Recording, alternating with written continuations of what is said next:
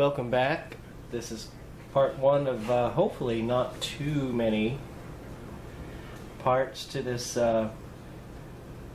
41315X. Well, at least they call it that on Ron Ramirez's site, but it just says 41315 on the chassis. It's a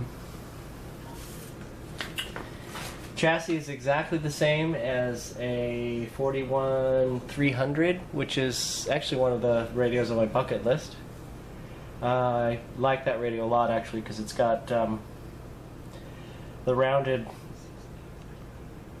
the 41315 here, as you know, has from my other pictures, it's got the two rounded ends, but on the 41300, well, look it up on Ron Ramirez's site, I guess.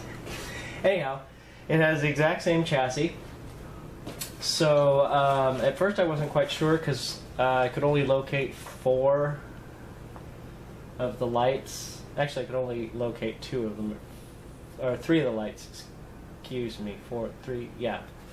And then once I pulled it out, I realized that there was another dial. There's another light here, which goes into a hole in the front, which lets you know the radio's running when the little lid's closed. So this has 1, 2, 3. There's a light under here, 4, and then there's a bulb up in here that goes up for the band selector, so that's 5. This is full of rubber wiring, which is rotten, as you could probably imagine.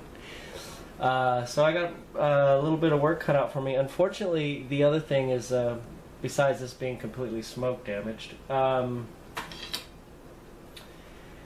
of they somehow or another, at some point they switched from plastic to rubber.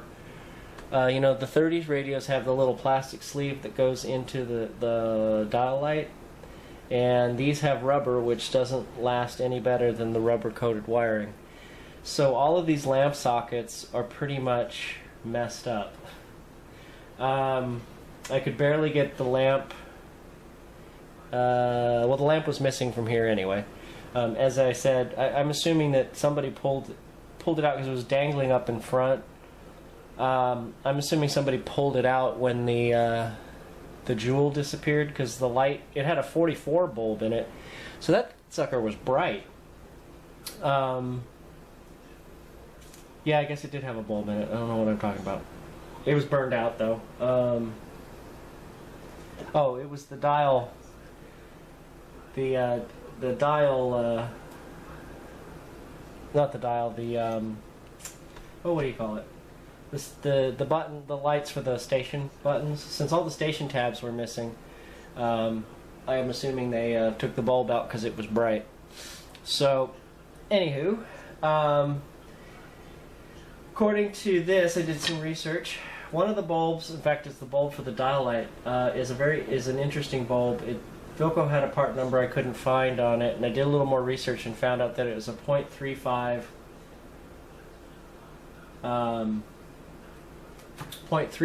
amp, 6.3 volt bulb. Actually, it's the same bulb that was supposed to be in here, which was also burned out, and I did actually pull the bulb out, and I don't know what I did with it. Anyway, so I couldn't really find an equivalent. The closest thing I could find was an 1810, I believe, which is 0.4. Anyhow, I'm not going to harp on the lights, but I'll use this opportunity to use some of my LEDs. I have some pretty bright LED lights. So, like I said, this is completely smoke damaged. The buttons are on order, and I'm going to take this whole assembly here off after I mark I think it's actually just 2. Oh, it's not so bad. It's only 2 wires. Anywho, so the scary part here is the dial string for me, because I was nervous about that one loop dial string, and this one goes all over the place. So it loops around this wheel, slides back and forth here. Fortunately, on the schematic here, they do have somewhere. There it is. they do have a drawing of the way it's supposed to go. Although, I don't know, it's two-dimensional, so I'll have to figure that one out. As I said, it's got rubber wiring. Everything's disgusting. There's a few spots on here of rust that looks like maybe a critter ran across it and peed along the way, because there's like, it's here, and then here, and that's about it. Or somebody dropped something on it. I don't know, but it's, you know, the mouse pee has the tendency to cut right through that stuff and eat it up. So underneath, it's kind of interesting. It was recapped at one time. Ugh. Wow, that's heavy. And in case anybody ever wanted to know, I'm assuming that these are original. I don't know if that's a good idea. Let me lean it up against all this stuff here. See if you guys can see it. There we go. So it was recapped, but interestingly, there's one too many caps in here. So one of the electrolytics is missing from when it got recapped. It goes here, and it's one of these shorter ones. But my new old stock stuff, I have a Sprague.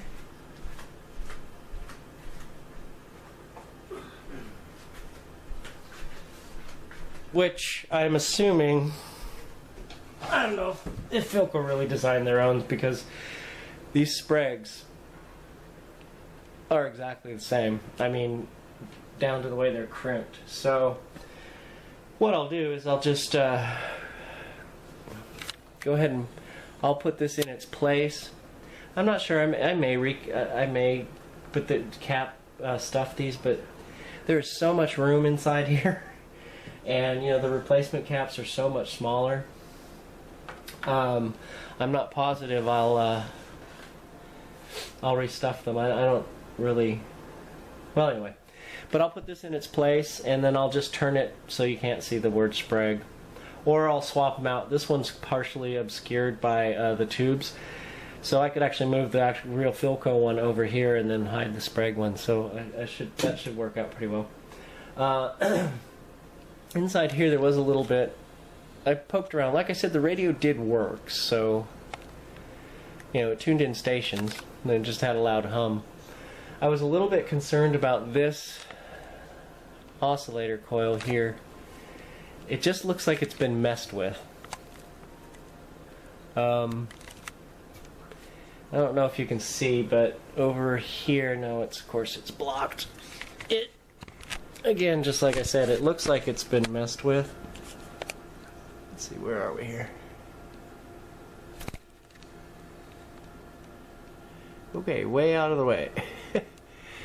I mean, I don't know if Philco... Oops, there we go. Come on, focus, dang it. There we go. I'm not sure Philco would have done that.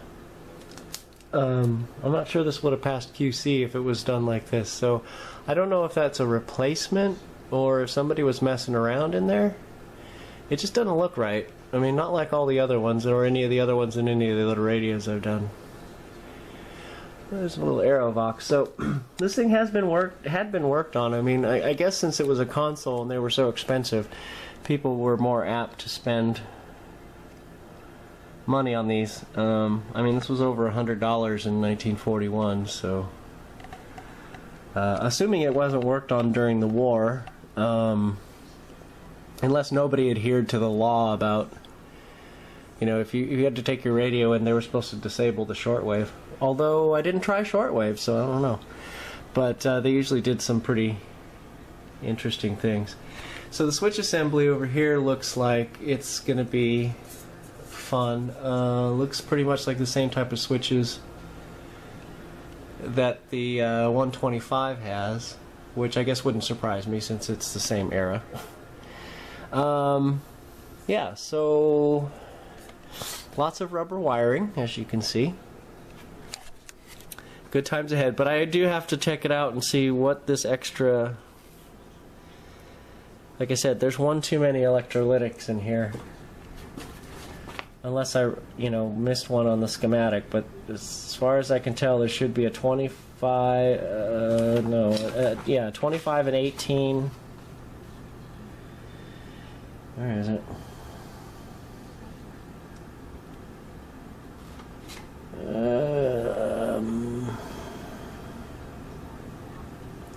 I cannot see stuff tonight. So yeah, there should just be 3. I think it's a 25, an 18, and an 8, or is it a 10? Let's see. I'll find it. 25.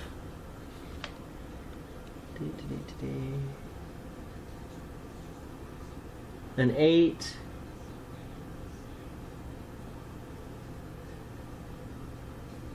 Oh, there's another one in here somewhere. I'm just missing it. 33. Oh, that's the 8.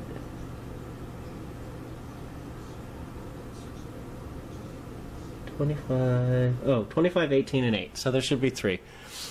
25, 18, and then this 8 here, I guess is what it's showing.